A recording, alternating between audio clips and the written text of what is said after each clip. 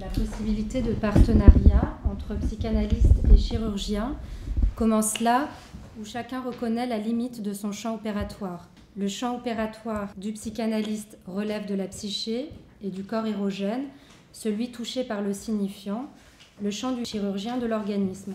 Pour autant, l'organisme n'est pas exclu du champ opératoire du psychanalyste, auquel cas la clinique psychanalytique se rangerait du côté d'une clinique psychosomatique réduisant les symptômes organiques comme étant inanalysables.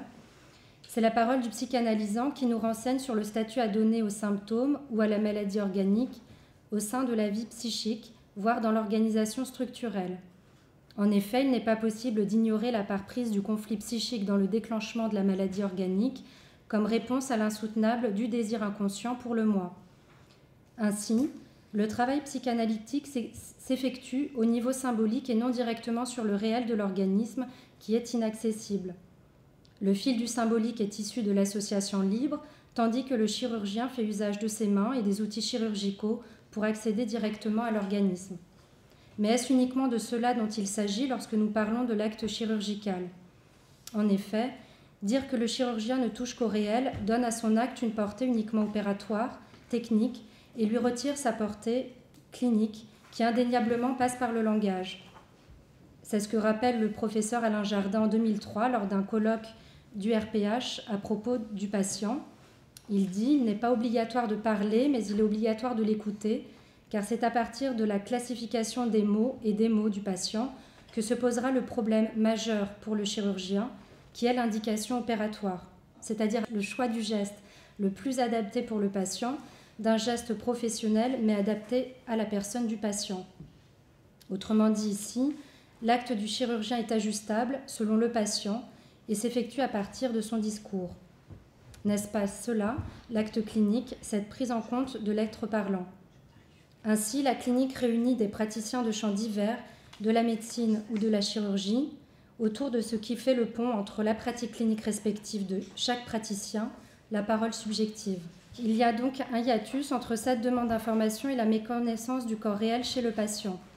Ainsi, le mot sert à délimiter mais ne se concentre pas tout.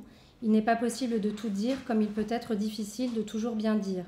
C'est un art avec lequel le psychanalyste travaille et qu'il remet à l'ouvrage de manière quotidienne. Tout comme le chirurgien apprend la technique en observant, en aidant puis en opérant lui-même, le psychanalyste travaille avec l'usage des mots, plus spécifiquement avec l'usage des signifiants, puisque c'est à partir d'eux que l'être s'inscrit dans un certain rapport au langage, aux autres et au monde.